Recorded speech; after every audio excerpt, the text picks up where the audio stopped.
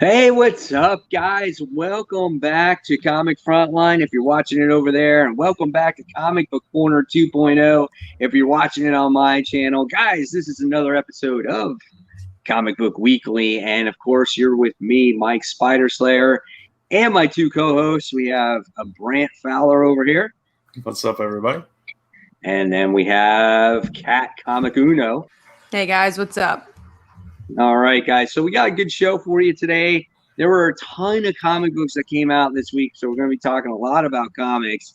And of course, first though, before we get into them, we got to talk about the little bit of news that did come out this particular week. There wasn't a huge amount of news, though. Nothing earth-shattering, right? Nothing earth-shattering. There was like a couple of news pieces that were bigger, but honestly, I don't think the three of us had opinions on it. So if you don't see like the Moon Knight, someone's talking about that. I think there was another one, but none of us were that invested in it. So sorry about that. But these are the news stories we want to discuss. Out of the media news, the only thing we wanted to talk about was the Red Hood costume for Titans Season 3, which I think Brant's the only one who's caught up on that show. So I'm going to start with you first. I like the general look of it. The only thing that I wasn't crazy about is the mask looks like Iron Man. But yeah, it kind of does, yeah. Yeah, but other than that, it's a cool costume. It fits the vibe of the show and everything, and it's cool to have Jason Todd kind of make that transition. So I thought his hood was like a little generic. I thought too. It was kind of like, hey, let me just get the hoodie up and put it over my cool little mask, that I have. Yeah. But then again, when you look at it, though, too, it's like you're just seeing a picture of it. Right. It could also look a lot better when the show actually is released. Yeah, True. Yeah. Like we all thought, like Starfire's whole look was kind of weird at the beginning, but then it made sense once you got into the story and everything. So, yeah. That's true. And I think it looks comic book accurate for the most part. Mm-hmm. So we will see shows continuing, HBO Max. I will see if season 3 is good because I heard season 2. I heard mixed things about it, so that's why I haven't caught up on it. And I want to see how good season 3 is before I do my binge. Well, I loved season 2. I thought it was so good, but that's me. So maybe I got to catch up then. Too many shows to catch up on, but maybe it'll be on the list. So going into some comic news, Mike wanted to discuss that Brett Booth is to return to the X-Men, which I have to say I'm usually not a huge Brett Booth fan. I'm not really a big fan of his art style, so I'm like a little nervous about that. Yeah, so when I heard that news, I was actually excited because I'm opposite from Kat when it comes to Brett Booth's artwork. He usually does a lot of artwork on Flash, and he's been part of DC for, I think they said like almost a decade now that he's been part of them. So to see him go back to Marvel and then do some X-Men, I'm actually kind of excited because I like his art style. I like that over-exaggerated look. I think that I think it's kind of cool. I love his facial expressions as well, and it will be interesting to see like he's drawing X-Men, so he's going to be drawing a lot of those. And it says he's only doing like one issue, but I don't know. Maybe he might be doing more. I'm like right in the middle of you two when it comes to Brett Booth. It's like I could take it or leave it. It's one of those. Right. I think I'm used to seeing him do Flash because most of the time that's all he does do. However, the one thing that I think he did do a great job on was when he did Batman Beyond. I read the story arc when the Joker returned in Batman Beyond, and he did the artwork there, and it looked really good. I was impressed, actually. I didn't even know he did Batman Beyond. I know he did Titans. That was okay. Yeah. But yeah, we'll see what happens with X-Men because they did lose their main artist. So will the style for that book change at all? We'll have to see. Next up is we had a lot of Batwoman news this week. And one big piece is that the new Batwoman, so Riley Wilder, I think her name is, so the one who's going to appear in season 2, a new character, actually makes her first appearance in today's Batgirl issue 50. As always, do not spoil the books that came out from DC today because I did read Batgirl, but most of the time we haven't read those issues. So please, we talk about that the week after. But I guess this is going to be a spec book because that's pretty huge. If this character does well in the TV show, I'm sure that's going to be a huge issue. So I mean, it's kind of cool. I will say, like, for people who have read the book or going to read the book, she doesn't have a big appearance. So don't look forward to like the whole story. Own, like, separate little story? She just literally makes a cameo. She's like, from what I remember, she's this girl, and you're like, oh, that's her, and that's it. She's just there. She's not Batwoman. She doesn't do anything exciting. I read something about like she was complaining about her boss or something. Is that accurate? Yeah, I don't remember if she did, but I remember she's like a person in the crowd. Like, like Barbara's doing something, she talks to her for a second. Like, I think she's in one panel, if I remember correctly. What I do think is cool is that they've already established this version of the character in the comics before she even makes the screen debut, so that's kind of cool. So maybe we'll see more of her in the future. Yeah. I'm curious for sure, especially because we don't have a Batgirl book, so I don't know where she's gonna appear. And then Black Manta says, "Figures. The week I don't pick up Batgirl, it becomes a spec book." Of course, it's the last issue too, so you should have just picked it up anyway because it was the 50th issue. Right? Yeah. Yeah, especially if you've been reading through it, just finish it off.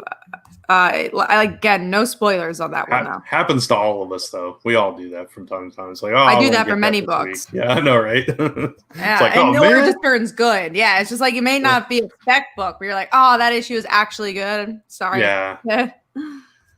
Tevye asks, why is it a spec book? Because it's the first appearance of a new character who's in a TV show. So a lot of people that might really like that show are probably going to want to buy that book. So it'll be a bit more. The only thing it won't become a spec book is if the character completely flops and the show is canceled. Yeah, exactly. But if the show does well, people like her, people will be looking for that character, or she becomes a bigger character in the comics as well, and people like her there. So that's the reason. Definitely try pick it up if you can. The solicited art for Batgirl is much better than what came out of the book. They completely changed her face. It's Emanuela Lupacchino who does the art, which I usually like her art. Yeah, I do too. So moving on to the next thing, which is Family Tree ends with issue 12, which I was actually surprised by this. I know like the story actually is picking up pretty quickly, but I'm sad that this is ending. Yeah, that kind of sucks. I was like, oh man. I mean, obviously there was a definitive ending, I'm sure. You know what I'm saying? This is probably planned. I just didn't see it ending so soon. You know, I think for whoever reads this book has thoroughly enjoyed it. And, you know, we'll talk about the actual issue. Yeah, do you read it, Brand, or did you stop reading it? I dropped it like around issue 4 or 5, I think. Yeah. Whatever. Brand doesn't have taste. That's why he doesn't like trees. I think that's what it is. He hates the environment. Yeah, and he's like, if it isn't Groot, it doesn't matter. Exactly. Yeah. But I don't know. I lost interest in it. Is all. So. Right. No, I understand. I just didn't think it was going to end either, Kat. I kind of like, you're kind of at this part where it's just like, oh, we're just getting introduced to, you know, the son and where he's at right now in this world and everything else. And it's like, there's only like 2 more issues left, you know, and you're like, oh man, that sucks. Unless they come out with a different volume. That's true. I just hope they don't rush it either way. I do think it's a book that maybe it's always in our under the radar for a reason. I feel like it's something that not a lot of people picked up, sadly. And maybe that's another reason why. Maybe they shortened the book, even though it's Jeff Lemire, you would think that, or maybe he has other projects, which we know he does. He is always doing other projects. So you never know the reasons why they're doing it as well. Right. So last piece of news already, it was a small news week. I'm sure the next time we do a show will be bigger, which I guess we could say here. We'll say again later, but next week we're not doing a show because of the election. So we usually culminate the news that comes out like this week if we don't do a show. So it'll be 2 weeks worth of news of what we want to discuss. So I'm sure next time that 2 weeks will have a lot. Like Monday morning or Tuesday morning, something ginormous will happen and we won't have a show.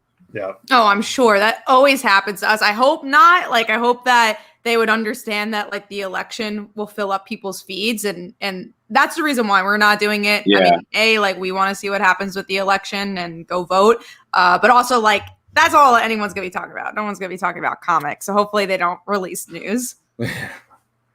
Tevia says, "What election?" Wow. The election. People vote for president that day. President of the United States. That's okay. It's cool. He doesn't care about that. He just cares about the comics, which is that's fine. So you'll be searching through the feeds, Tevia, looking for that comic news, but you won't be finding it because other people are going to be talking about, the election. Yeah. But that was a good laugh, Tevia. Thank you for that one. But yeah, last news piece is that Runaways makes a surprise return this week, which I'm really happy about because I've missed my Runaways to. Yeah, I just missed it so much. But also like a little scared for it too, because that means that people can really pre-order that book. Usually you need at least a week for people out. I guess it's already on people's pull list, but I'm curious on like the comic store side, like the retailer side, how that played out. Like how many are they ordering? Like what is going on with that? Was that a pain in the neck for them? And I hope that doesn't take away from sales for Runaways. The only thing I can think of is maybe they got orders in based off of what their last sales were when the book was there. Either that or maybe they let the retailers know ahead of time. Hopefully. That would be the nice thing to do. Yeah. That would be the nice thing to do, but at least it's not a new series. I guess that's one good thing. Like Mike said, like I'm sure like the people who picked up Runaways issue 31 are going to pick up Runaways issue 32. Yeah. Whoever had it on their pull list are going to continue to. But I'm stoked, and I hope this means we're going to get a monthly because it's like I kind of miss those teen books, like those like Runaways, Spider-Gwens, and stuff like that. Even just like female-driven books like that. Like I've missed them, and I'm glad it's back. And there's going to be 100th issue legacy as well, which is cool that they're giving something like that to Runaways. I'm like, let's see it. It's crazy. Did you ever think back when that first run that it would ever get to 100 issues? No, especially because back then it was a lot harder to get to anything for 100 issues unless you were like a franchise name. Yeah, and it's like once, Vaughn left, it's like, okay, that's it. And then, thankfully Rainbow came back and did a phenomenal job with this run, so. I honestly, like, as much as I love Brian K. Vaughan, there's times where I think Rainbow's run has topped the original run. Wow. Which is, I know that's a lot to say, but I've really enjoyed her stuff, and I'm glad that she's continuing on it, and hopefully we get to see even more issues for the time being, and go buy that book, even if it's not on your pull list. Go buy Runaways. It's Watch great. the book comes out and says, Thanks for reading the last issue. It only took like 10 months, but it's finally here. That'd be terrible. I would be so upset. I'll just cry in a corner. I'll save my one cry a year for that. Chi-Town Bud asks, did you guys read what Detective Comics is about? Last sentence says Damian Wayne might be evil. Damian's rated R sometimes. I wouldn't be surprised with what the direction Damian's been going with Teen Titans if they're going that, because he's been kind of like, no Batman, I hate you. Yeah. I did not read the description. We actually took that off our most anticipated list because nobody marked it. No one's reading Detective right now. There's a new creator every issue. I read Detective. I just didn't think the last issue was very good, in my opinion. That was like a one-shot issue, I think. It was like it was a one-shot, so I don't know what to expect going into this next one. I wasn't fond of the artwork in that particular issue either, so I was like, I've read a lot better Detective, so I'm still gonna pick it up. But it just out of some of the other issues that we're gonna be talking about, that just wasn't on my most anticipated. Yeah, there's a lot of new people on that series, which is what makes me curious. A lot of new artists, I believe. I don't know if there's a lot. I think Peter J. Tomasi has been doing every issue, but there's like a new artist like every issue. So they haven't gotten like a concrete creative team. Yeah. Tevia asks if we get a new creative team for Teen Titans. Well, let me tell you something. Teen Titans has been canceled, so there will be no team. You just until after Future State, at least. Right? Yeah, the Future State one and the Endless Winter one. Oh yeah, yeah. Yeah, there's like one shots. So maybe you never know. Maybe they will come back with something in a new form. I don't know if they will. I think they're gonna take a little break from Teen Titans from what it looks like. I think they're still trying. And March is supposed to be a huge month for DC, so hopefully we'll get some new titles there.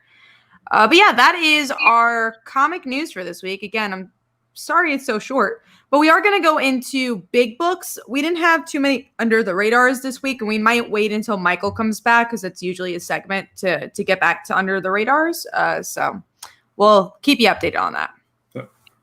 All right. So let's talk about it. There's going to be spoilers. That's the one thing that, we always discuss here when it comes to our comics. And we'll jump into the main topic in itself. Though the reason why you guys probably clicked this video to begin with, if you were interested, it was the whole Mary Jane makes her appearance. She comes back finally in the pages of Amazing Spider-Man. But when it came to that issue in itself, I wasn't very, into it.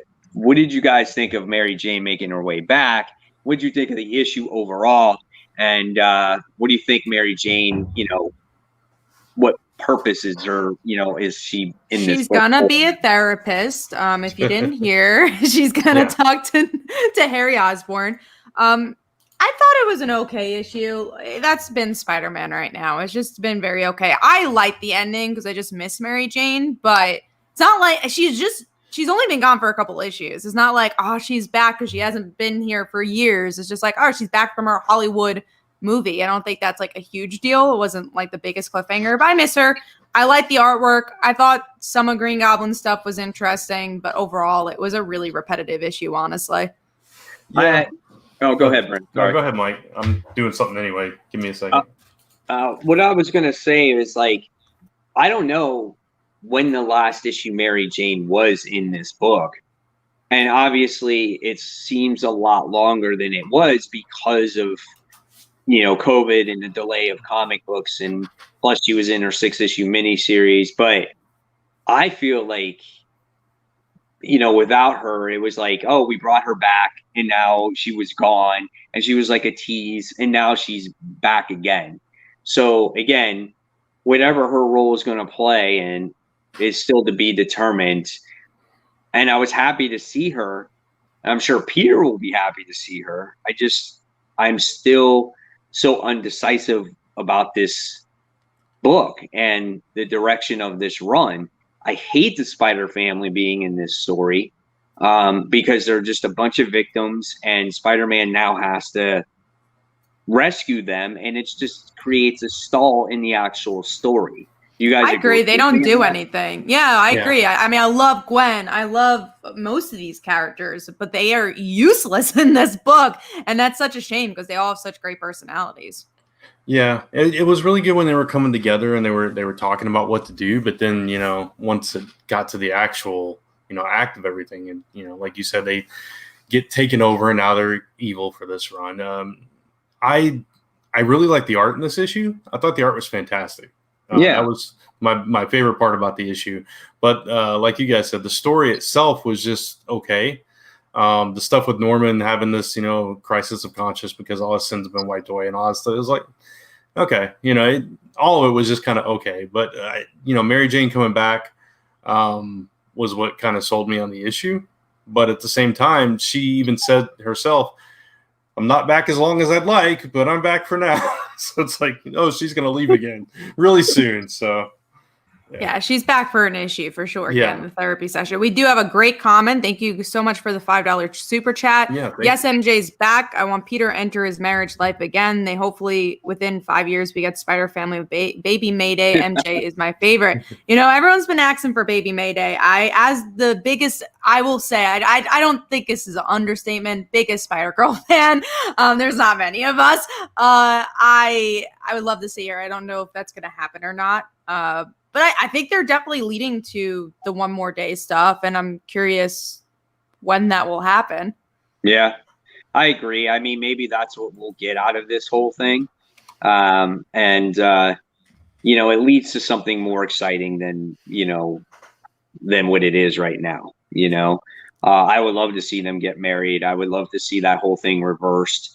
I am curious to see the whole Green Goblin situation as well, because it's interesting to see, like, he's all cleansed of his sins now. So, like, to get back to Green Goblin again, does all he have to do is just take some more serum? And he's Green Goblin again? Or is it like, is he cleansed forever? Is there no more Green Goblin for the rest of the life? Yeah. Oh, he'll be. I have a feeling. Yeah, I have a feeling that I think the serum idea is probably the route they'll go. But Right. yeah, for sure, we'll see him by the end of this run. It's like, because he won't be able to deal with the fact that he's looking. I mean, that was the whole reason he became Green Goblin in the first place, right? To hide from his guilt. So Yeah. he's not going to be able to take it. So I can say that I did see MJ coming back though. Like, I totally saw it coming. I was like, MJ's probably going to play a major part in this, and then sure enough, she shows up. So maybe he'll be Mayday Porker, a little spider pig. I was saying, believe it or not, there was a story where Mayday was a spider pig, so she does exist. It was like a little mini story. yeah. Now, let me ask you guys a question here, and this goes off of Bam's, his super chat comment. And again, thank you for that. Where would you like to see the direction of Spider-Man go? Because I just feel like Spider-Man has it's just been there, right? I mean, you get his ex-arch nemesis Venom outselling his book right now and is more popular. So where do you think Spider-Man should go to get it back to the way it once was? What do you think? I'm sad to say, I think we need a new writer. And I love Nick Spencer. He does fantastic work, but for whatever reason, his run on Spider-Man just has not clicked. I think also the double shipping really harms the book. I think because probably the writer, Nick Spencer and all these writers, since it's been double shipped, has to do obviously double the work they usually would. Maybe the stories aren't as good because of it. Maybe that's quality. Yeah, maybe that's why he spreads out the stories like he does, and who knows. But I also think relying on nostalgia has been a big issue. Like, I think that's not even it, because I don't think Dan Slott really relied on nostalgia, but that's what the book did sell. Superior Spider-Man is when it sold. Those type of stories was better selling than what's going on now. But I think going past one more day would help the character, I think. Yeah, and Spencer does rely on that. Like, I think he really has a love for those old classic characters, and that's why he's gone to the great lengths to bring them all back. But sometimes they don't need to be brought back. It depends on the character, So right. Yeah, some even of these the Green Goblin stuff too, I would say, because it's just like we've seen him a million times. Like, what are you doing new? Okay, I guess Kindred, but we've seen Harry as an evil guy before. What are you doing new? Nothing feels exciting. Even like this being the thumbnail / headline, was Mary Jane returning that exciting? No, it was just nice because we like Mary Jane, and the book hasn't been as good since she left. So it's not exciting. I think it was needed. Yeah, but sorry, Brent. No, all I was gonna say was that it feels like the mark that he was trying to leave on the book was Kindred, but it being Harry Osborn just kind of waters that down for me. Right. William has a really good comment. New writer should be either Zdarsky or Rucka with more gritty stories. Zdarsky, yes. So I loved his Life of Spider-Man. I thought he did twist, but also still did really good nostalgia. I would love him on that book. Life of Spider-Man was good, but his other one, the Peter Parker one, was not that good. Oh, you're right. I forgot That's the about one where he had that. his sister and everything else, and that was a story where he tried to do like what he did with Daredevil, where the story was a continuous story all the way through, and for some reason that just didn't work. It just didn't go. And so, like, if you don't like that particular story, then you're sucked into it. You got to, if you have to read it, like it or not, if you're, a Spider-Man fan. And I feel like Nick Spencer's is kind of the same way. He's so heavily focused on Kindred, and you're like stuck dealing with this villain this entire time.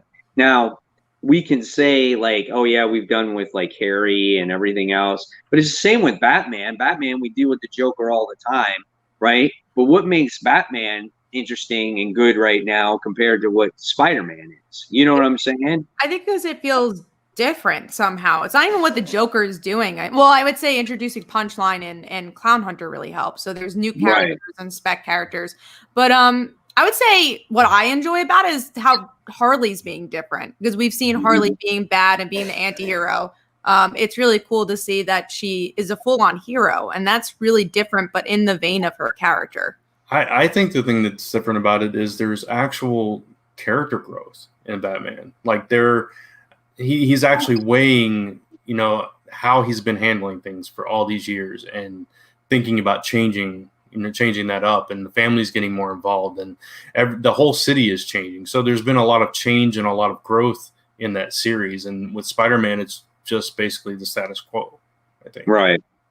I mean, I was going to say, well, maybe, Spider-Man needs a new villain that actually matters. Like, so at first you thought you're going to get that with Kindred, right? You're going to get this new baddie that's going to mean something for Peter, that's going to change something in his life. But we've been waiting 50 issues for that. Where Batman, the impact was like, say, immediate. You know what I'm saying? It's just like you got that from Tynion. He introduced his story. You got a main character by the name of Punchline, and boom, she made that impact within 4 or 5 issues, right? And everyone was talking about her. There's all this hype about her. And here, Nick Spencer is dragging out this character for 50 issues.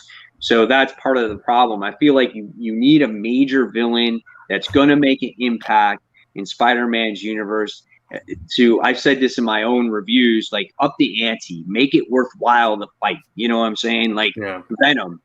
Venom is a perfect example. It's like you got this character by the name of Null, brand new character.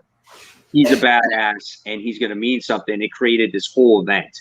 You know what I'm saying? So what's it going to take for Spider-Man to get people just excited for Spider-Man again? And maybe it has to do with a new bad guy, someone that people are going to care about, though. Not the same people, just as a different person, Right, exactly. So just my thought there. Just thought I'd pose it to everybody else out there in the chat as well. So, but yeah, that's our Spider-Man talk. That's great that MJ is back. We'll see what kind of impact she has on the book going forward. Will Peter Parker pop the question, will they get married? We can only hope. They've been teasing that for sure. Yeah, absolutely. All right, so let's jump into these comic books, guys, shall we? Actually, let me get to my list here. So the first book we will be talking about today, we already talked about kind of Spider-Man, right? So let's talk about Batman White Knight presents Harley Quinn issue 1. I love this book. I thought this book was flipping awesome, man. I love seeing Harley as a single mother trying to raise the twins. She's doing work just to make ends meet, and then she gets a job offer, to solve this murder. And Gotham's been quiet all this time. Bruce Wayne is behind bars, and there is still that little relationship building in there because she drew a little heart, Or was it Bruce? We don't know who drew the heart. There's something there, though. There's something there, right? But I thought the issue was great, and I was a little bit hesitant at first, but this was a good book. Yeah, well, I'm going to read JB's comment, and then I'll go in my comments for Harley Quinn. Nick Spencer was doing great with Deadly Foes. Spider-Man, Donny Cates has also found a groove where there has been with Eddie Brock for years. He sort of has the freedom to do whatever he wants. The reason I was going to read that is maybe because when you have a flagship book, you don't have as much freedom as you do a Deadly Foes or a Venom. So I thought that was an interesting comment. But going to Harley Quinn, I like this issue a lot. I thought it was kind of a perfect first issue in a lot of ways. It, like you were saying, Mike, it sets up this murder mystery. You also feel like she's a very different Harley, but still kind of has the same humor. But I really liked it. I really like this universe. This is a good example of like kind of relying on nostalgia, but by doing something completely different and creating a new universe. And I've really enjoyed White Knight since the beginning, and so far the sequels have been really good as well. Absolutely. Did you read this book, Brett? No. You didn't? Okay. He's a White Knight hater. I've dropped off that very first one and never caught up. Really? You dropped off the first volume? The very first one? Oh man. No, not the first issue. I think it was the second or third issue, but yeah. Missing out. I fell behind and I just never caught up is all. Now you're really behind. Yeah, I know, right? Yeah, you are. It's a good read though. I like this one. I think it was cool. Same. All right. Let's talk about the next one. We're going to talk about Fantastic Four issue 25. I don't read this book, so what did you guys think about it? You go, Brant. Oh, you want me to go? I know you were excited about this one. I'm kind of sensing maybe it didn't live up to your expectations. We'll see. I liked it. I didn't hate it by any means. Except that ending. Original sin. Get out of here. Okay. So Uatu came back, Mike, by the way. That I do know because I read that in like Empire, right? That was like in Empire. Yeah. But now, you said. Yeah, Nick Fury is now Nick Fury again. He's bald, but he's being sent out to do kind of Uatu's bidding. Okay, wait a second. A white eye patch. Yeah, with a white eye patch. My question was, is somehow it seemed like the Katati's weapons or something happened to where Uatu like popped out of Nick Fury's. Like, how did that explain all that? They did explain it? Yeah, so those weapons, they're not Kotati. They were actually from the Watcher's people. So they go back way, way, way back. So it means that something big is about to happen and that all his people are actually getting involved. And so now that's why he was brought back. So it's that kind of thing. So they're starting some kind of big thing with that. So basically he was just resurrected. Yeah, he was kind of pulled out of Fury. So it was weird. Fury is still alive. Yeah. But now he's back to normal, bald with a white eye patch. Yeah, back with the guns and the blue outfit, and he's being sent out. I forget what exactly he sent him out to do, Kat.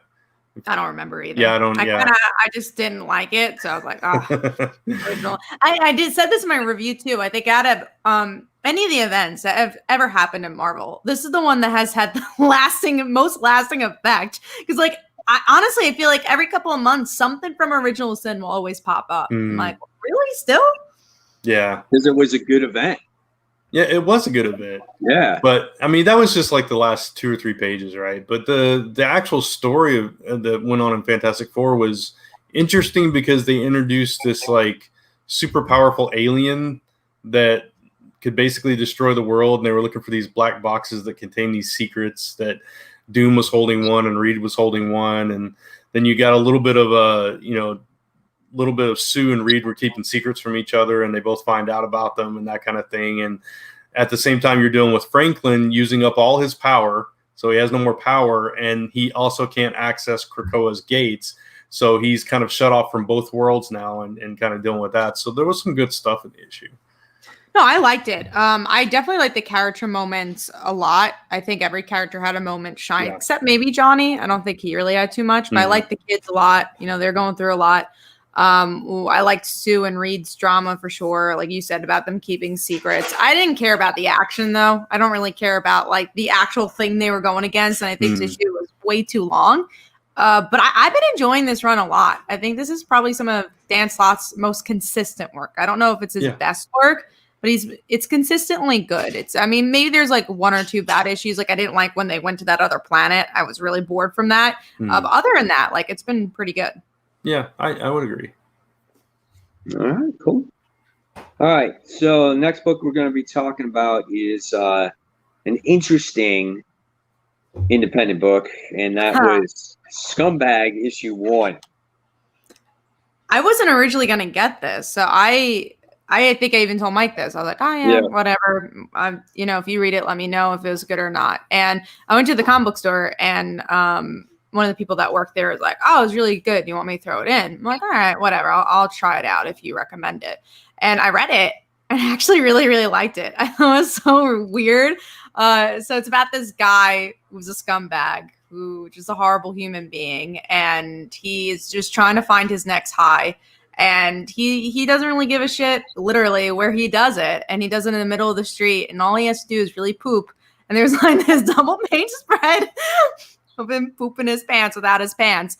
But then where the reason I like this book, I know this sounds kind of weird, but the ending, we get to kind of see a superhero story where there's this Venom where you get like, I don't know, you see, I forget what it actually does, but it's like you become, I guess, the chosen one to try to defeat this futuristic thing. And he's the one who shoots up this Venom, and he becomes the chosen one, and that's the end. So, the worst guy in the world becomes forcibly this hero that needs to save everybody. Just by chance. Yeah. He injected these nanites or whatever inside of him that gives him all this super strength, and he doesn't know what he has yet, but he just sees the person that he'll be talking to that assigns the missions, and he's just like, yeah, I want $2,000, and she's like, done. And he's like, and I want a concert to Judas Priest, and she's like, okay. And then he's just like, I want a briefcase full of drugs, and he's like, okay, I can't do that, but whatever, And it's just like, and he's like, you gotta stop a bomb, it's about to go off and destroy the entire New York City. And she's talking to her coworker, and she's like, we just got the worst person in the world to try to save the earth. And so it was weird, man. I wasn't a huge fan of the artwork, but the story was interesting. And it made me, by the time I got to the end of the book, I was like, all right, I need to see what happens now. The first half of the book, I was like, what am I reading? I feel dirty reading this book. This guy's hitting on prostitutes. He's shooting up, and he's scuzzy for sure. Like, he's the definition of a scuzzy guy. Yeah, absolutely. I mean, I was just like, this is bad, but it all led to that particular moment. So we'll see where it goes from there. But it was so weird, man. It was interesting book. It definitely gave you a hook, which was like, so again, I went into this not knowing anything, and B, not even like wanting to, like, not wanting to buy it. Obviously I bought it, but like originally I didn't go into the store to buy it. So I don't know, it kind of sold me. I thought it just like did everything a first issue should do. And yeah, I recommend it. I do not recommend it for Brant. No, it was not. I could tell right away it was not on my alley. And on top of that, like Mike, the art just, I don't know. It was something about the coloring style that just pulled me completely out of it anyway. So yeah, it is weird. It's the characters look funky, and again, that could be done on purpose because the dude like an acid trip. Yeah, he's tripping the whole time. So obviously they want you to get that euphoric feeling in the same way, So interesting stuff there. But yeah, we'll see what happens with issue 2 and the overall story in itself. All right, so now let's talk about number 5. So Kat, what's your number 5? Mine was Family Tree. I was going to say we already talked about it, but we only talked about it in the news piece. Yeah, I enjoyed this issue. I thought it flowed really well with the present and the past, where we get to see the past is whatever it is. I guess the future and the present, whatever this timeline is. But yeah, in the past, we'll call it. We get to really see the tree epidemic. We'll call the situation come to a height, and then in the future, we learn that the mom's still alive, and also the brother has a child, and I'm curious if that child's going to be related to this tree stuff, because I'm sure they are. But yeah, I thought the beats were really good for this one. Yeah, I liked it too. I was surprised to see the mom. I was thinking about that, like how the boy never got infected by the seeds, right? And then the mom never got infected. And then it's just basically you get to see that the grandfather was talking to the boy the entire time on what to do.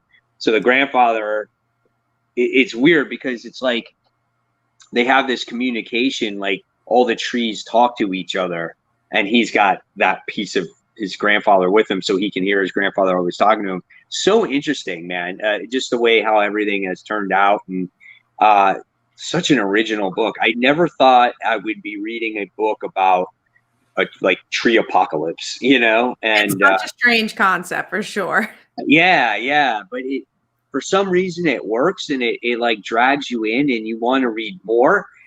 My only complaint is that I wish it wasn't such a quick read. There's not a lot of story to it. Like, visually it's beautiful. You get the concept, you get the plot. I wish it was just a little bit more in depth than it was. I agree with that.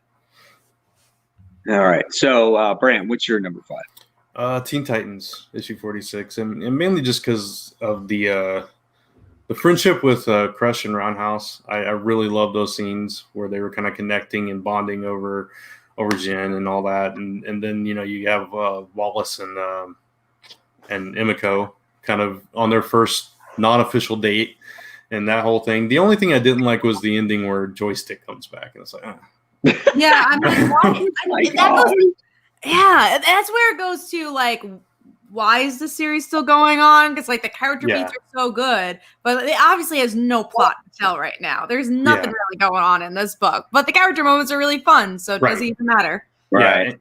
Yeah, Jonathan finding that letter from Damien and just the expression on his face as he reads it and that kind of stuff. That's why it's, my number 5 for those moments. But that's why the book has always been as good as it was, Absolutely. And, Kat is talking about those teen books. This is one of them, right? It has all those character moments and it shows the Teen Titans actually being teens. It wasn't a book that was so serious this time. It was them having moments with each other and just being kids. And I liked how they showed that. So that was a really, really cool book there. Yeah. All right. And my number 5 is actually a book we talked about. Is Harley Quinn. So I really like that book. My number 6 was Family Tree. So it was right there with you. All right. So let's move on to our next set of books. We're going to talk about Batman issue 101. I wasn't a fan of this book personally. It was not there. Yeah. It was just this. Obviously, it was a standalone. It's kind of like the filler issue type of thing. What are we gonna do? This is our relationship. Catwoman's like, we'll give it a year. Like, okay, we're gonna put a timetable on your relationship. I'm like, that's dumb. Yeah. It's like I didn't like that part at all. So. But it is what it is. It's in between story arcs, and it's the aftermath, and things are going to pick up in the next issue. So I just wasn't a real fan of this one. Yeah, the artwork was good. I think my favorite part in it was where she told Batman to shut up, and he's like, "What?" I was like, "Yeah, all right." that's. But yeah, no, I completely agree with you. It was just kind of there. So. But yeah, with the Catwoman and Batman stuff, like, it makes it even harder to read with how much Tom King stuff we had. We built up to their relationship for so long, and they're like, "Yeah, let's take a break." Right? Why? Why are you even taking a break? It's stupid. And then it's because there's a Catwoman Batman book coming up, and it's just like, oh, they're gonna do stuff there. But it's like they've been taking a break for like 50 issues. Yeah, they're always taking a break. Just stop. Are you married? The grifters. Yeah, I agree with Serenity. The grifter stuff was kind of fun too, and at the beginning. That was cool in the beginning. Yeah, and then after that, it was action. It was just like there wasn't much there. Yeah, but just seeing those two square off, and then the little thing like I know who your boss is kind of stuff is hinting at stuff, which I thought was fun. I thought it was just going to be much more than that, though, right? Yeah. Because it's like, oh, Grifter's making his appearance in 101, and it's just like, and he was there for a couple pages, and then he's gone. And I was like, oh, I thought the whole issue was going to be about that, Exactly. I'm sure he'll show up again, but maybe he won't, and I'll be completely okay with that. All right, so there's Batman. That was probably my least favorite Batman issue since Tynion has actually been on the run. It really was. All right. Yeah. So we talked about the Amazing Spider-Man, that's for sure. So we're not going to talk about that anymore. And so let's talk about another independent book that I seem to all like the first issue of, and this is the second issue of Stillwater issue 2. Hold on, I guess.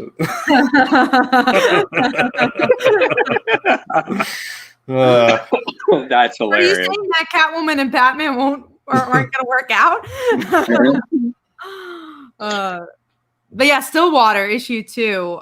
I really like this book once again. I thought it was a really good second issue. It picks up really well. We learn more about the town. But at the same time, we're still dealing with the situation that he's an outsider, but technically he's not an outsider. And we get a little bit more of the mystery of this random guy who helped the mom out take the son away. So, like, what's that about? Really enjoyed it. Yeah, so that was the end of the book, right? That you saw with the guy that took. His name is actually Tommy, right? I think that's his real name in the book, like when he was a kid, right? And his name is Daniel. His outsider name is Daniel, but the inside name is Tommy. So you got to see that. So okay, here was my question though. What does it say? I have so many questions. If no one ages, how do the kids go from babies to kids? Good point. I don't know. Maybe they take them to the edge. That's what they call it. Maybe they hang outside the edge for a while. Who knows? You know? Yeah, they need a couple hours at the edge. Hopefully they explain that. Yeah. Or they don't. My thing is since the mom was responsible, the judge is the one that gave her the punishment and put her into the ground for 2 weeks. Like, that's got to be horrible, right? Because if you don't die, or if she's got to feel like suffocation, right? For 2 weeks. or she keeps like surely like the guy that got shot in the jaw, he still felt all that, right? Yeah. That's so it's like a Wolverine situation, you know, where you feel all the pain and you regenerate. Yeah. So maybe she dies and suffocates and over and over again for that's messed up. Yeah, it is.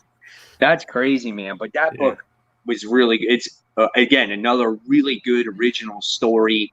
Love the comment that it's funny. I would have put this in my panels of the week with the comment that Zdarsky makes about the two kids playing on the rooftops saying that they're Daredevil, pretending that they're Daredevil. I thought that was a hilarious panel in there. But really, really great book, man. I cannot wait to see where this book goes in the long term. I like the rebellious nature of the mom too. Because she's like, if he does something to my son, I'll kill him. I'll kill that judge. Kill him dead.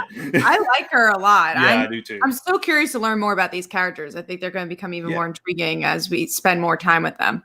Yeah, and it seems like the sheriff is a pretty good person too. Just she's caught up in all this, you know, all their tradition and everything. So it's like I think there's going to be more with her, you know, as the story goes forward. But just, you know, she's bad too. Like just shooting that dude in the jaw and it's like, you know, sleep it off, dude. You'll be fine. Wow. Okay. No, that's good. Yeah, great book, man. I can't wait for the next issue. This is quickly becoming like one of my favorite independents. And I mean, when I look at independent books that I read this week, I think I read like 7 or 8 of them. You know, I read a lot this week. A lot of indies this week, which is great. I love having them on my pull list. Yeah, I think I had about the same 6 or 7. Did you? Cool. Yeah. All right, so let's move on to our number 4s then. So, Brant, what was your number 4? My number 4 was Nightwing, number 75. No, I didn't get a chance to read it. But it was good? It was pretty good. I mean, it wasn't like blow me away good, but it was good. It was a solid story. I like the fact that even though he's kind of come back to being Nightwing, he's still trying to hold on to that relationship with what's her name, Bea. Yeah, Bea or whatever. Yeah, however you say it. Yeah, but you know that, and her like trying to figure out how that's going to work with him not remembering too much of their relationship, right? And, you got like a little walkthrough as how he came back to the costume, you know, with the help of the rest of the Bat family kind of leading him that way, and him having the center monologue with Alfred and stuff like that. So it was some good beats in this issue, I think. I think they mixed. Yeah, I was gonna say I think they mixed the two, I guess, worlds of Nightwing pretty well. So if you like Rick Grayson, you'll still like this. If you like Dick Grayson, you'll probably like this. And that's hard to do. Yeah, the only thing I wasn't crazy about was him going up to the other Nightwings and just saying, I didn't give a shit about it. Yeah, and then they're like, I guess so. We'll give up. We'll give up. We'll stop being Nightwings because you said so. All right. Yeah, that was kind of lame, but yeah. We have hopefully comments here about Nightwing. Hopefully Nightwing this was will. boring. Oh, sorry, Kat. Yeah, Real quick. Just hopefully like this starts to turn the corner for the character going forward. Yeah, I think it will. I'm giving it a shot. I'm gonna try reading and see where it goes. Better than hopefully the Rick Grayson stuff. But yeah, Fresh News says Nightwing was boring. I can't remember much, but it's too small. I want Nightwing to get a Venom treatment. Put him in a top mid card level. I mean, I definitely think there needs to be something new with him. I don't think Rick Grayson was the answer, but I do agree. I think it's a lot of going through the motions with Nightwing, sadly. Yeah, but I mean, with the 75th issue, and he was just coming back to being himself. I think it was a fitting issue for that. You know what I mean?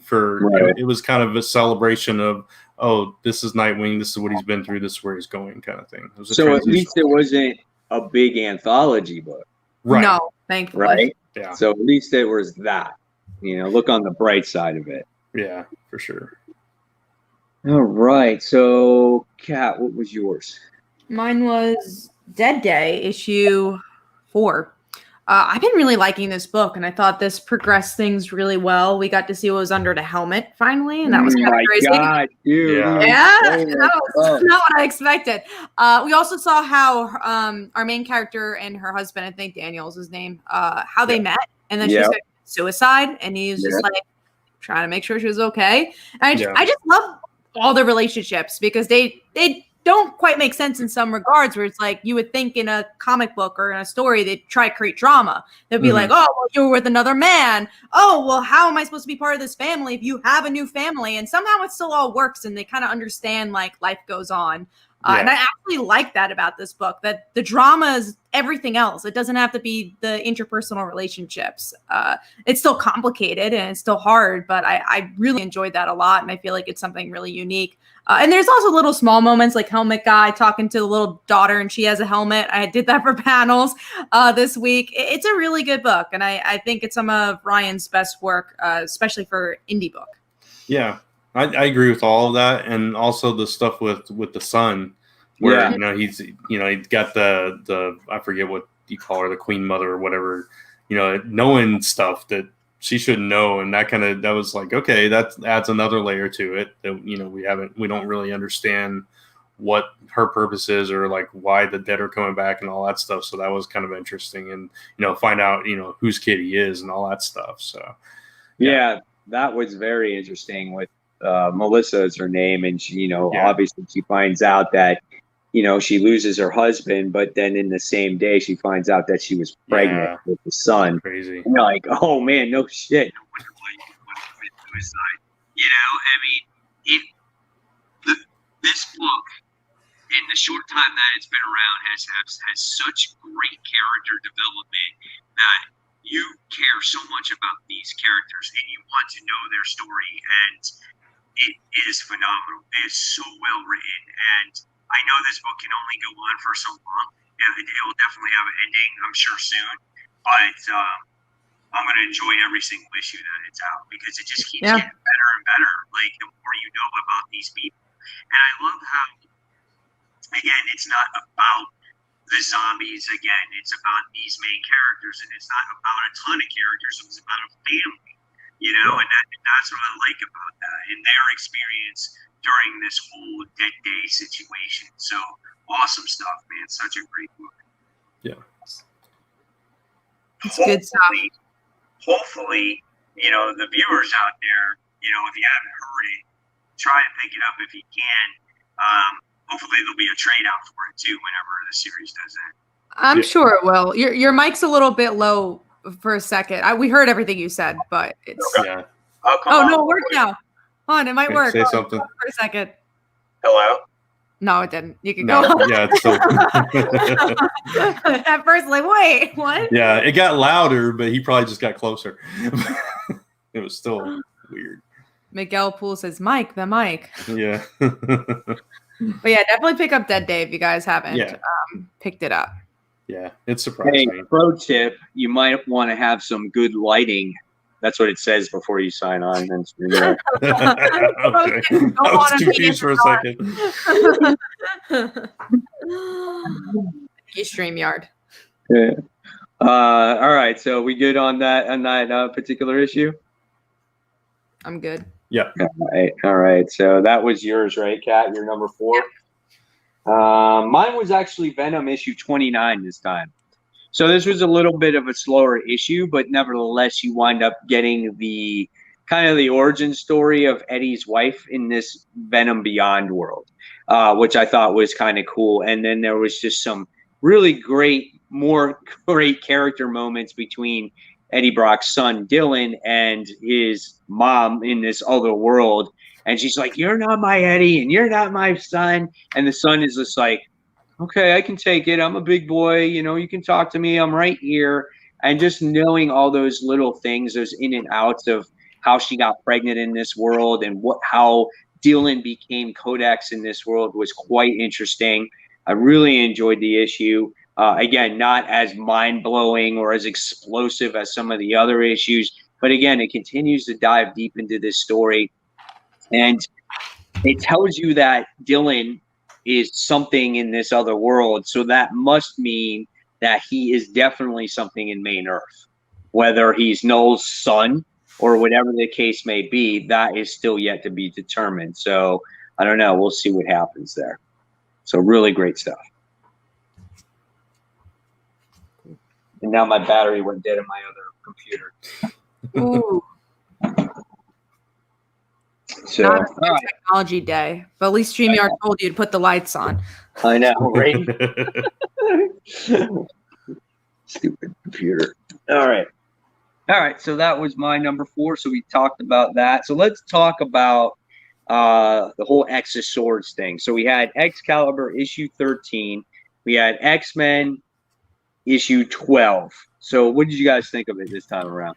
Not as good as New Mutants last week. No, I didn't like any of them, honestly, this week. I don't like Excalibur, so it was kind of hard to get into that. I just don't care about those characters, and I think you have to care about them. And then the Apocalypse stuff is so exposition-y. I'm just like, I don't care.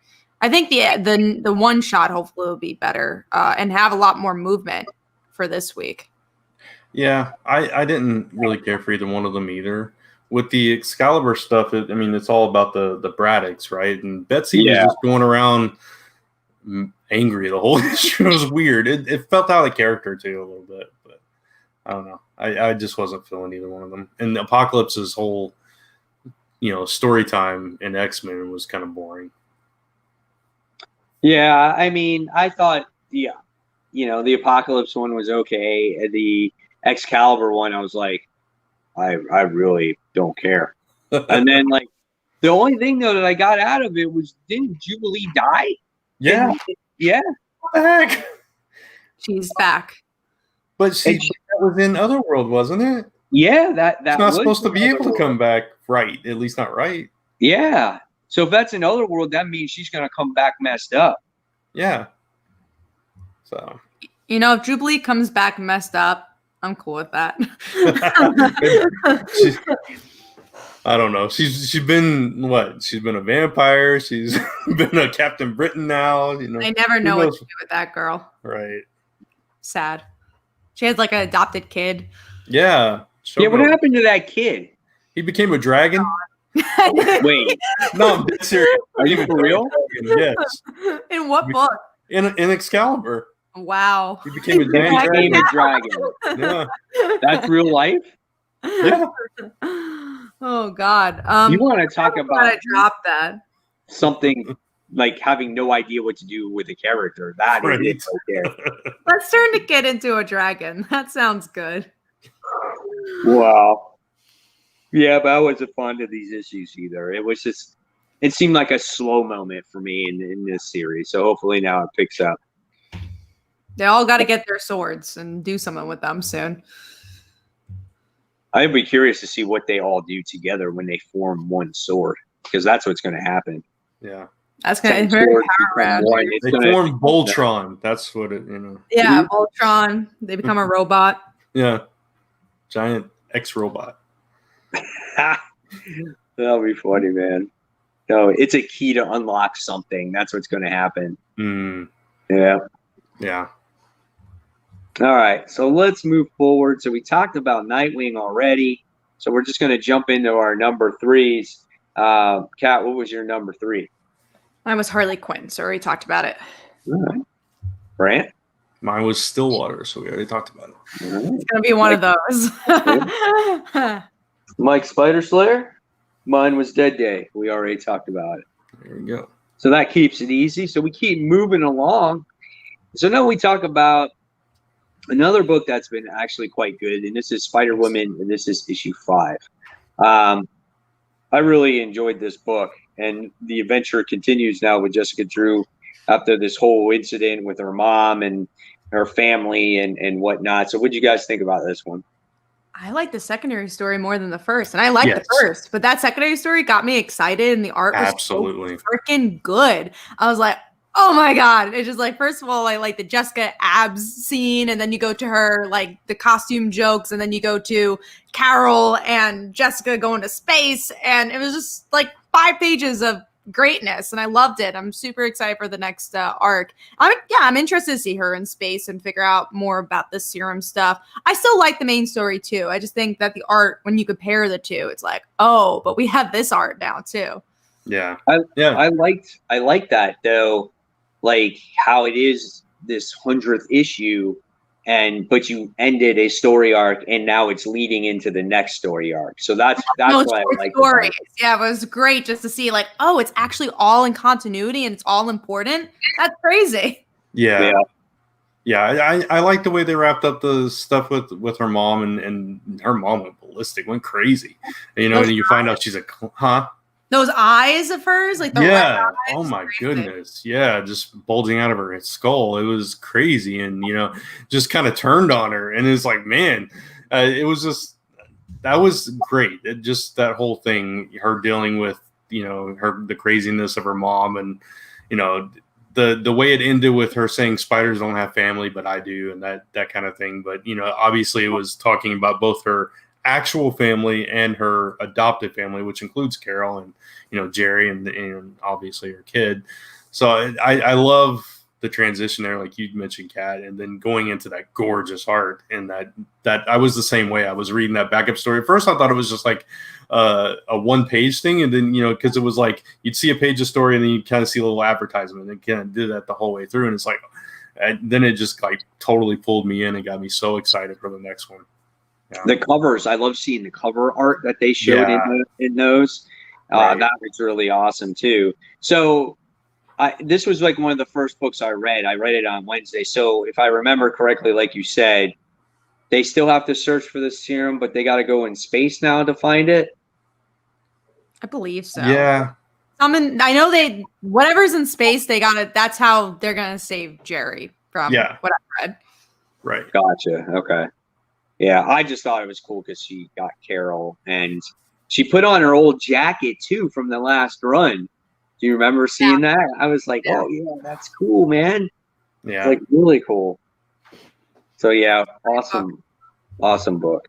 All right, so we talked about Teen Titans already, and now we got to give our number 2, right? Mm-hmm. Yep. All right, so my number 2 is Spider-Woman. So that's that. So Brant, what's your number 2? Fantastic Four. Okay, so we talked about that. Kat? I'm a Scumbag. We already talked about it. Wow, she really liked the Scumbag. I really did. I'm telling you, the whole shitting 2-page spread is amazing. I was just like, man, this guy's so desperate for his fix. Where I can see Brant opening up this book and be like, what is going on? No. Yeah, it's definitely not up your alley. I want to see if it was a double-page spread. Obviously, we'll not show it to anybody on the screen. Yeah, it was a double-page spread. Yeah, I told you, yeah. It was good. It's so bad, man. It's so bad. Oh, God. All right, so let's move on to the next book. Let's talk about Iron Man issue 2. What'd you guys think of that one? I liked it. I just feel like some of the action was forced. So like the arcade stuff in the beginning, I'm like, whatever. But I feel like the book is at its best when he's hanging out with Hellcat. Yeah, I love art. Hellcat was fantastic. I love Hellcat being in this book.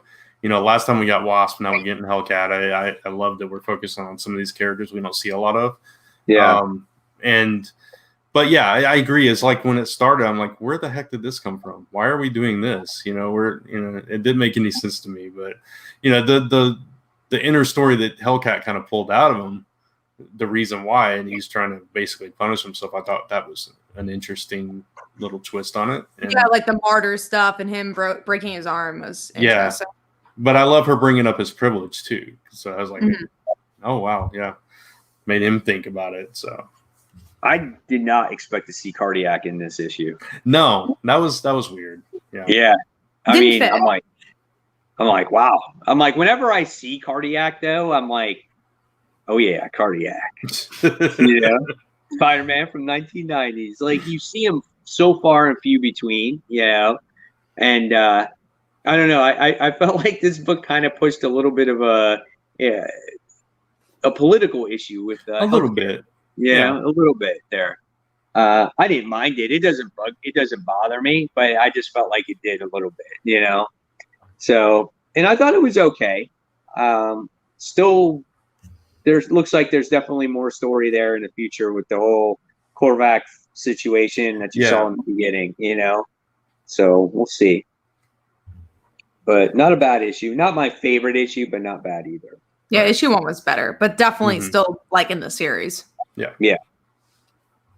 All right, so let's move on to Cardiac is in there. You got to check him out, man. Cardiac and Hellcat.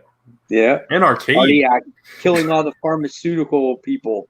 That's and what he's they're everywhere. Arcade is everywhere. Even with Black Widow, he's there too. So he's better there.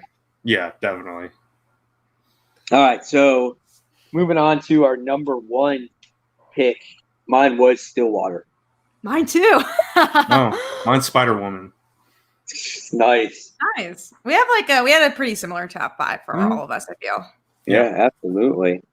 So pretty cool stuff. So we got any comments here to talk about before we jump into the most? We actually ended pretty early. So. Yeah.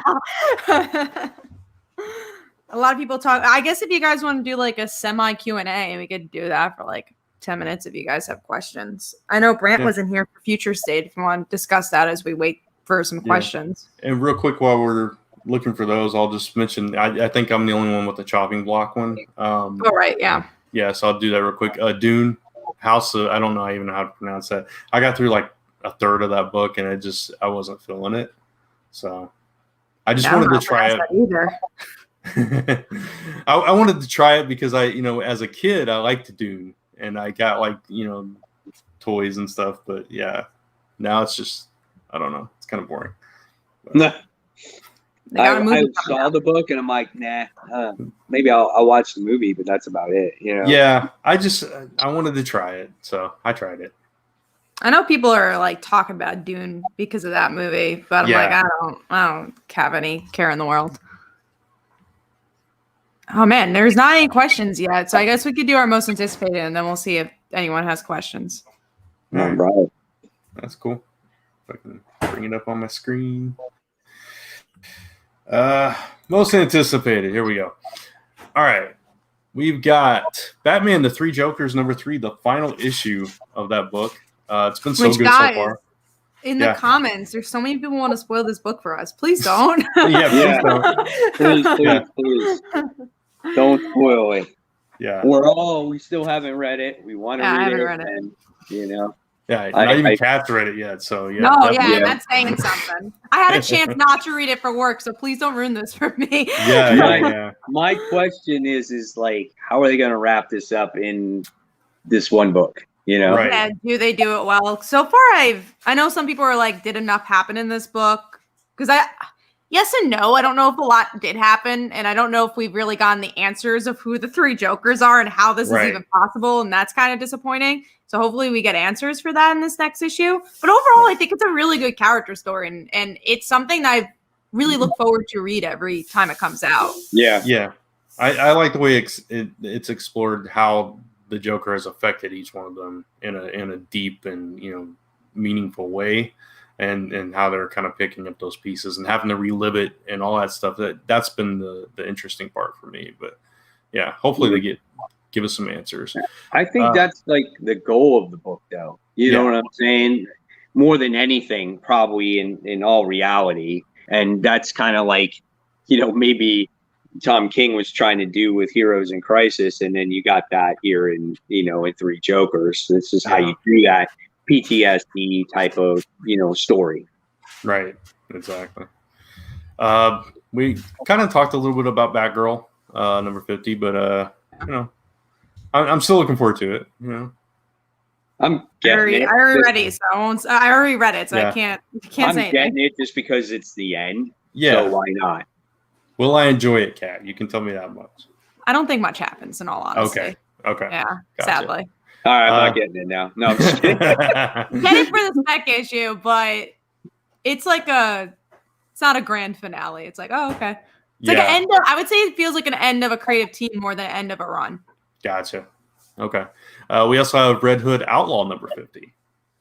So I've not been reading this, but I'm still curious about this one. I'm probably going to get it. So. Yeah, I haven't read Red Hood Outlaw in a very long time. But I'm getting this one too because maybe it'll give us a hint of the new direction, maybe where this book is going to go with a new creative team and stuff like that. So, because I'm going to start reading it in the next issue again and see how it turns out. Gotcha. Yeah, that's what I'm hoping for too. TMNT: The Last Ronin. I am excited about this. I think you marked it too, Mike. This is a story that they came up with like years ago, like in the original run, that they never did. And so I'm really curious to see which turtle it ends up being, because the only images we've seen, they're wearing black and they have the weapons of all four turtles, and they haven't revealed which one it is yet. So I'm really curious, and I've got some theories, and it'll be interesting to see. I'm hoping that people do get their copy, because from what I've been hearing all over the place is that this book was shorted its original copies. So if it's not on your pull list, or you didn't order it before the final cutoff or anything like that, you might not get this book. Yeah. So if you can, try to get to your shop early. Hopefully your shop will have it, but don't expect it. I've had it forever on my pull list now, and I don't even know if I'm going to be able to get it. So we'll see what happens with it. There is a second printing due out. I think it's actually November 18th it's due out. But still, if you want to read it, hopefully you guys got it in time. Yeah. Who do you think it's going to be, Mike? Just curious. Oh, my gut is telling me Raph. Of course. But that is maybe too obvious. Yeah, go ahead. I kind of hope it's Mikey. That's what I'm hoping too. Yeah, right. I'm hoping it takes the less serious turtle and makes him more like angry, like Batman or something like that. Exactly. I think that would be really, really interesting, really cool. So we'll see. Let's see. X of Swords Stasis is the next chapter. Hopefully stuff happens. Yeah, hopefully. That's the hope. Yeah, and hopefully it's better than this week's X books. So we'll see. We already talked about Runaways 32. So I know Kat and I are really looking forward to that. Yeah. Carolina's floating in space. What's going on? And the last one we got to talk about is Suicide Squad number 10. Is it the penultimate, or is this? I think it's the penultimate. I don't think it's the finale yet. No, I think this is the final issue. I think it is. Final issue? Yeah. Oh, man. We'll see what happens. Will Deadshot be really dead? Yeah. They did confirm. I forget where was it in Teen Titans. They issue 11 is issue 11's the final issue. So it's the penultimate. Okay. Was it in Teen Titans? They confirmed it was Black Mask masquerading as Ted Cord, because I know we were. No, it was in Suicide Squad. I thought. No, but they confirmed it in Teen Titans. They actually mentioned it. Oh, did they? Yeah. So is Black Mask posing as Ted Cord? Yeah. Okay. And that's it for most anticipated. We do have a couple of questions we can go through. We'll probably go for another 15 minutes if you guys have the questions. Anyone read Werewolf by Night, new Marvel book, and it's not Jack Russell, but a new Native American character. Jake Red Wolf is also in it. I haven't. It wasn't really on my radar. Yeah, I have it, but I just didn't get a chance to read it. There was 5 books that I did not read this week. I had 23 total books that I had to read, and plus I had to run a tennis tournament this Saturday. So and still training this new puppy, which is a crazy maniac right now. She's going through teething, so it's like insane right now. And but I didn't read Nightwing. I didn't read Robin King, Werewolf by Night. I didn't get a chance to read Daredevil or Juggernaut. Those are the books that I did not get a chance to read. Juggernaut was pretty good, Mike. I think. Was it? Yeah. Yeah, I know he fights the Hulk in this one, and I wanted to see if does he still keep in touch with that girl in this issue or no? Yeah, she's there. So there's not a whole lot happens, but there's some things that make Juggernaut kind of look at himself a little bit. So I don't want to spoil it for you, but okay, cool. So Lucy Morning says, did anybody watch the Baltimore Comic-Con panels this weekend? I haven't watched any of them. No. Yeah, I don't like the virtual Comic-Cons. I don't feel like they're the same. I don't have time to watch them. Yeah. Is it bad that I didn't even know that was going on? I didn't either, Mike. Honestly. I'm sorry. I only knew because I had a table there and they sent me an email, or else I would have not been on my radar either. I think it's great they're doing them, all of these. I mean, I think it's cool, but yeah, like you, Kat, I just did not have any time this weekend to even think about stuff like that. But we have another question. Did you guys read Robin King? No. I read some of it because I had to do an article, but I didn't read all of it. And it's not really my cup of tea. Yeah, like I said, I have it, but I didn't get a chance to read it. I liked the one issue that he was in, that one little story where he was introduced. I thought that was kind of cool. That's what made me want to pick this one up. So if I have time, I'll read it with this week's comics or tomorrow's comics that are coming out. We also have another question from Jaime or Jamie. I'm guessing I don't know which one. Jaime or Jamie. What do you think about Crossover? So the Donny Cates book. I mean, it hasn't come out yet, so I don't have an opinion on that, but I'm definitely going to pick it up. And me and Brant have a friend who also has a book called Crossover, so I think more about that than the Donny Cates book. Yeah, poor guy. It was called Crossover. He had to change it to add another word to it. Yeah, because they announced this right before he was about to launch it. It's launching next week on Kickstarter, or not next week, but the week after on Kickstarter. Don't support it. Book. Yeah, it might help him out. That yeah, it may. I'm excited for. I mean. Donny Cates, I'm excited for this book. Yeah. It looks awesome. The covers on it though are just insane, man. Like kids reading a freaking comic book, and it's kind of like what you would like how comics are supposed to do. Like they're supposed to blow your mind. So this kid, it's like the kid opens the book and it's literally like melting his face. It's like blowing his brains out. You know, the covers are amazing on this book, and there's a ton of variants on this book, but I'm excited about it, man. It looks like it could be really, really good. Yeah. Yeah. And again, Donny Cates, I'm sad that his Baby Teeth just doesn't come out anymore, but I know he has other indies in mind, but please wrap up Baby Teeth. That'd be nice. If you're going to start a whole new series. I got to read Baby Teeth, man. Do they have a trade for that? Oh, yeah. They have trades. They do? Yeah. It's not that many issues, too. It's like maybe 13. So it'd probably take you, 2 sittings or so. Oh, is that it? Yeah, it's not many issues because he never finished it. I forget where I fell off. I'd have to go. I'd probably just read it from the beginning again. Tevia keeps asking this question, but honestly, I don't have an answer for it, which is why I didn't feature it. But do you think 3 Jokers will be canon if it succeeds? I think we've said it before. I think what they said was there's threads that people can pick up if they want, but it's not like officially canon yet. Exactly. From when I did my interview, because I did an interview with the artist, and he said like pretty much like if you want it to be, and I was just like, it's obviously not in Joker War, and he's like, yeah, we could pick it up if we want, and if someone wants to pick up the threads, they can. But it doesn't seem like there's anything in the plans to make whatever happened here in the Red Hood book. Yeah. The only thing I can think of is that if something happens in March with DC, right? Because doing all these changes, that maybe if it does, it would happen then. I think that's what it could happen. We also have a comment for the crossovers question. Jaime/Jamie says, I'm just hoping that it's not a flop. Never seen a lot of hype for a comic book. I can see hype for King of Black. Indies are different hype than, King and Black and stuff like that. But crossover is actually getting a ton of hype. I'm sure it's going to outsell that first printing by Wednesday. Yeah.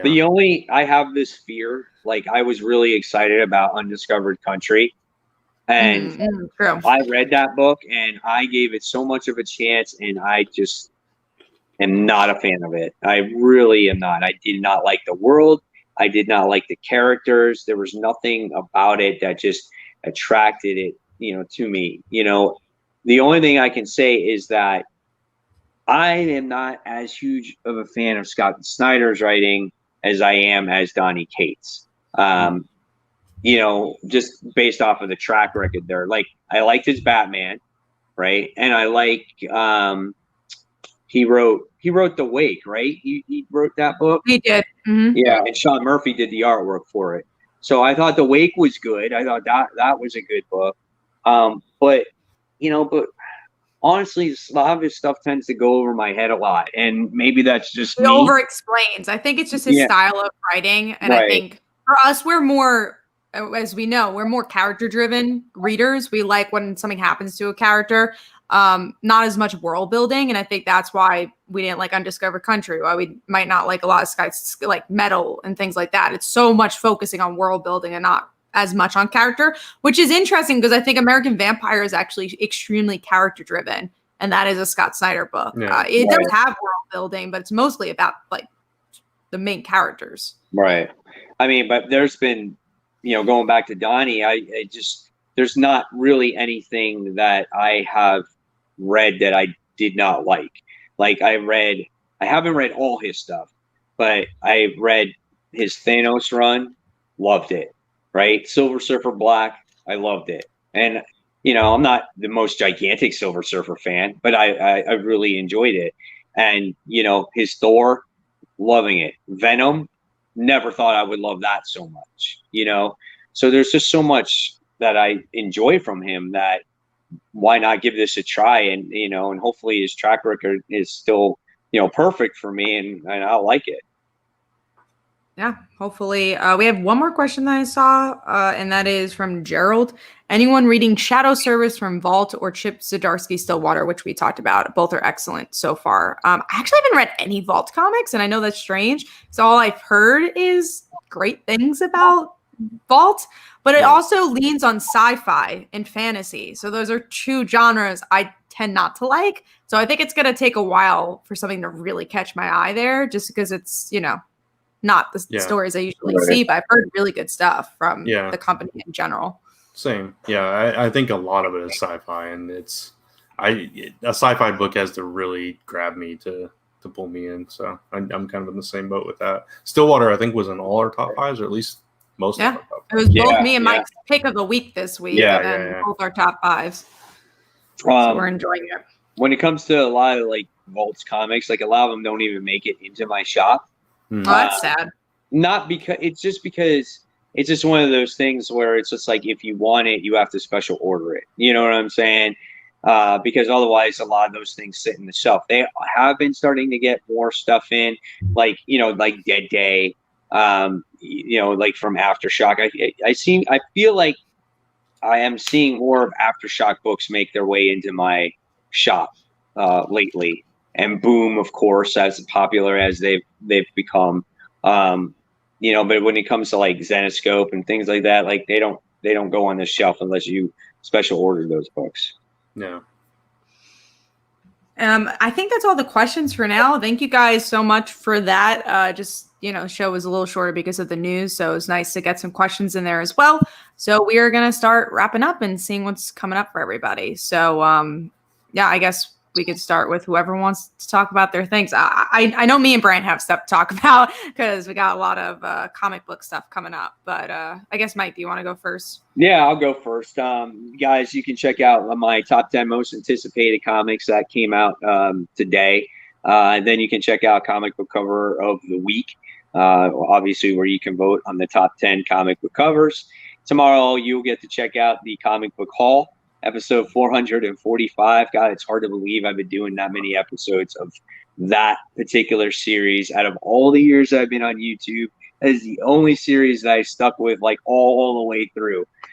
So that's insane. And I started a new series called The Final Cutoff, where you basically get to see, I guess, the final cutoff order for a specific date based off of a newsletter that my comic book shop sends me. So they just give me stuff of popular books that are coming off.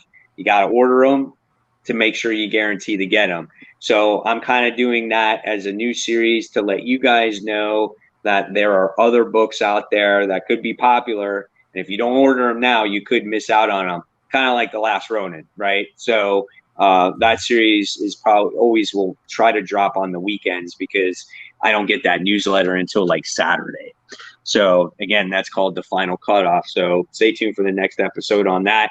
The newest episode dropped this past weekend, so check that one out if you like. And that's all I got for you guys. Cool. I guess I'll go, unless Brent, you want to go? I'm sure you got a lot going on because you got, stuff you've just finished Celestial Falcon. You have another Kickstarter coming up. Yeah. When we both have Kickstarters coming up, so Right. That's the thing I just plugged all night. And especially because next week, again, we will not be on, so we'll announce that again. We will be taking a break for that Tuesday because it's this weird thing called Election Day. So we're skipping that day, and then we'll be back. What election, exactly? So we're skipping that day, and then we'll be back the next week. By that next week, my Kickstarter will be live because I'm going live the 9th. We'll be back the 10th. But the reason you guys should follow the Kickstarter in advance is that there are 2 major discounts, and I'll announce them here. I haven't announced them anywhere else. We have the physical copy of issue 7. The regular cover is going to be half off, so it's usually $10. It'll be $5 for the first 48 hours. And then if you've never read Like Father, Like Daughter ever, then we have the digital catch-up for $5 off. So it's usually $25. It's going to be $20. So catch up with that. Also, for viewers of this show, if you back it up at any price, even $1, which you get 8 free comics for $1, I'll give you, they call her a dancer, she won digitally for free as well. And that is exclusive to this podcast. So please give it a follow. That really does help the algorithm for Kickstarter. Even if you don't want to back up the Kickstarter, follow it. That way it helps the algorithm. And that'll be launched November 9th. Really excited about it. We got some awesome covers. Even if you look at that thumbnail, it's really cool. We have even more covers for that one, and exciting story ahead. So go check that out. Yeah, awesome. And so I've also got a Kickstarter coming up. We should have the Kickstarter funds from Celestial this week sometime, so that's exciting. We'll be able to finish that book and get that out to everybody. And the last issue of Last Ember, I'm shipping out this week. So if you back that, you'll be getting that soon. And then the next campaign for Ember is also launching on the 9th. We're doing the same day. I didn't even know that. Yeah. I'm going to launch later in the day. It's like my secret launch, but I'm technically launching on the 9th. So it'll be live. I don't have my pre-launch page up yet. I'm waiting for my project image. Tisk. I know, but it'll be up this week hopefully, and so you guys can go just watch at Last Ember Press social media and at Brant Fowler, and for updates on that. I also the book we were talking about, Crossover Division, it is launching on the 10th or 11th. I lettered that book, so that one will be launching as well. And I also letter Like Father, Like Daughter now. So yeah. Support all these. You're supporting me. So that's cool. So go check all that out. It's all good stuff. Mm-hmm. So, Mike, if you want to wrap us up. All right. So that's it, guys. So as always, thank you so much for watching Comic Frontline and watching Comic Book Corner 2.0 and this episode of Comic Book Weekly. Like Kat said earlier, we'll be back in 2 weeks. If you haven't voted, and if you're interested in voting, go out there and vote, guys. It's your duty to do so. But, of course, you got to be 18 to vote. So make sure you do that. So until next time, guys, thank you so much for watching, and we'll see you on that next episode. Be safe, everyone. Take care. Good night.